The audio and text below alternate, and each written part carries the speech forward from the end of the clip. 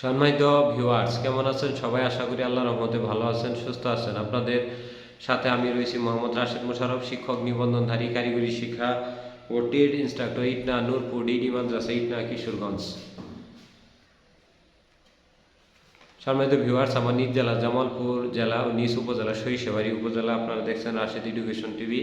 Rashed education টিভির পক্ষ থেকে সম্মানিত ভিউয়ার্স ভাই ও বোনদের জানাই আন্তরিক শুভেচ্ছা ও অভিনন্দন। সম্মানিত ভিউয়ার্স, আজকের আলোচ্য বিষয় কারিগরি শাখায় নিয়োগপ্রাপ্তদের যে সকল কারণে এমপিওভুক্ত হতে পারে না। মূলত 10টি কারণে এমপিওভুক্ত হতে পারে না। সেই 10টি কারণ আপনাদের বলে সংক্ষিপ্ত করে আমার এই বিষয়টি শেষ করব ইনশাআল্লাহ। তো প্রশ্ন নম্বর এমপিওভুক্ত না হওয়ার মূল একটি কারণ হলো আপনার শিক্ষক নিবন্ধন সনদ অনলাইন কর্তৃক ভেরিফাই না করা। অর্থাৎ প্রধান শিক্ষক দিয়ে অনলাইন কর্তৃক সনদ ভেরিফাই না করে যদি কেউ এই নিবন্ধন সনদ এমপিওভুক্তির কাজে ব্যবহার করে কারিগরি শাখায়, তাহলে তিনি এমপিওভুক্ত হতে পারবেন না। সোমবার হলো 2, আপনার সকল শিক্ষাগত যোগ্যতার সনদ বোর্ড কর্তৃক সত্যায়িত করা। মানে আপনার যেটা বলা হয় যে এটারে আমরা বাংলা ভাষায় বলি সনদ ভেরিফাই করতে হবে। অর্থাৎ বোর্ড কর্তৃক সনদ ভেরিফাই করতে হবে। অর্থাৎ কারিগরি শিক্ষা বোর্ডের সনদ অর্জন করলে কারিগরি শিক্ষা বোর্ড, পূর্ণাঙ্গ বিশ্ববিদ্যালয় হলে পূর্ণাঙ্গ বিশ্ববিদ্যালয়, আর যদি জাতীয় বিশ্ববিদ্যালয় হয় তাহলে গাজীপুর থেকে সনদ সত্যায়িত করতে হবে। আর এসএসসি পর্যায়ে হলে স্ব শিক্ষা বোর্ড থেকে সনদ সত্যায়িত করতে হবে। 3 নম্বর হলো প্রতিষ্ঠানে জিও না থাকলে কখনো প্রতিষ্ঠানে এই পদে এমপিও দিবে না। অর্থাৎ ওই ট্রেডে জিও থাকতো। জিও হলো গভর্নমেন্ট পারমিশন, অর্থাৎ গভর্নমেন্টে বেতন দেওয়ার একটা অনুমতিপত্র থাকতে হবে। 4 নম্বর হলো গত 3 বছরের শতকরা আপনার 15 জন, অর্থাৎ প্রতি ট্রেডে 15 জন ভর্তি এবং শতকরা 40% পাস থাকতে হবে। এখন প্রতিষ্ঠান যদি 1 বছর খুলে তাহলে কোনো সমস্যা নেই, প্রথম বছর খুললো সমস্যা নেই। কিন্তু 3 বছর যদি এরকম হয়, শূন্য পাশের কোনো প্রতিষ্ঠান কোনো বছর যদি 0% পাস থাকে, সেসব প্রতিষ্ঠান থেকে যদি এমপিওভুক্ত কাগজ পাঠানো হয় তাহলে সেটা ফাইল বিবেচিত হবে না। 2 হলো কাগজপাতি সনদ সত্যায়িত না করে পাঠালে সেটা বিবেচিত হবে না।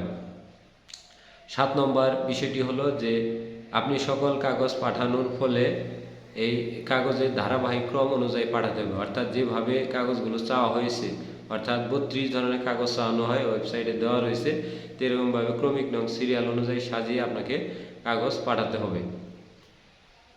তারপরে আপনি যখন কাগজ পাঠাবেন, পূর্ণাঙ্গ কাগজ চেক না দিয়ে পাঠাবেন না। দেখা যায় যে আপনি সকল কাগজ দিয়েছেন, কোনো একটি কাগজ আপনি দেন নাই, যেমন হুট করে আপনার এসএসসি বাসের সনদটি দেন নাই, তো সেই ক্ষেত্রে আপনার আবেদন বাতিল বলে গণ্য হবে। তারপরে আপনাকে দেখতে হবে যে প্রতিষ্ঠান কর্তৃক কোনো কাগজ বাদ রয়েছে কিনা। যেমন আপনার আঞ্চলিক কার্যালয় কর্তৃক অগ্রহায়ণপত্র নিতে হবে। অর্থাৎ আঞ্চলিক কার্যালয় কর্তৃক কোনো অগ্রহায়ণপত্র দেওয়া ছাড়া আবেদন করলে সেটি আবেদন বাতিল বলে গণ্য হবে। তারপরে প্রতিষ্ঠানের রেজিস্ট্রেশন যে রয়েছে, রেজিস্ট্রেশনের 3 বছরের প্রিন্ট কপি সত্যায়িত করে আপনাকে পাঠাতে হবে। যদি কোনো 1 বছরের কপি কম পাঠান তাহলে সেটা বাতিল বলে গণ্য হবে। তারপরে 3 বছরের রেজাল্ট পাঠাতে হবে। যদি সন্তুষ্টজনক রেজাল্ট না থাকে তাহলে আপনার এমপিও দিবে না। 8 নম্বর বা 9 নম্বর সিরিয়াল ক্রম হলো যে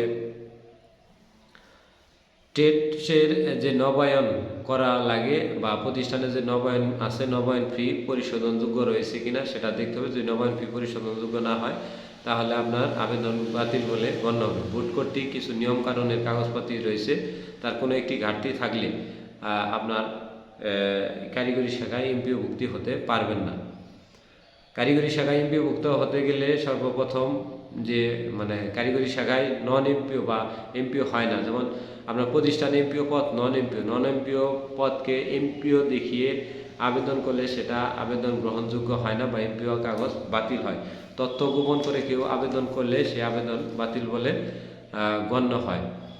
আরেকটি বিষয় না জানালেই নয়, সেটি হলো যে অনেক ভাইরা আবেদন করার সময় ভুলভাল তথ্য দিয়ে আবেদন করেন।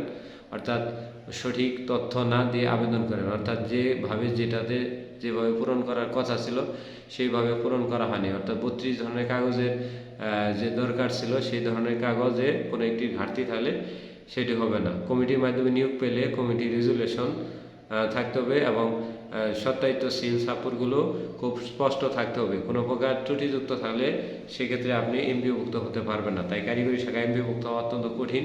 এমপিওভুক্ত হওয়ার আগে অবশ্যই আমাদের সাথে যোগাযোগ করবেন, আমরা সঠিক পরামর্শ দিয়ে দিব যাতে এমপিওভুক্ত কাজে আপনাদের কোনো সমস্যা না হয়। অবশ্যই আমাদের কমেন্ট করবেন, কমেন্টে আমরা উত্তর দেওয়ার চেষ্টা করব। এবং যদি আপনার সন্তুষ্টজনক মত থাকে তবে অবশ্যই আমরা আপনাদেরকে এখন থেকে আর আপনাদের ফোন দিতে হবে না, আমরা আপনাদের ফোন দিয়ে কথা বলার চেষ্টা করব। ধন্যবাদ সবাই।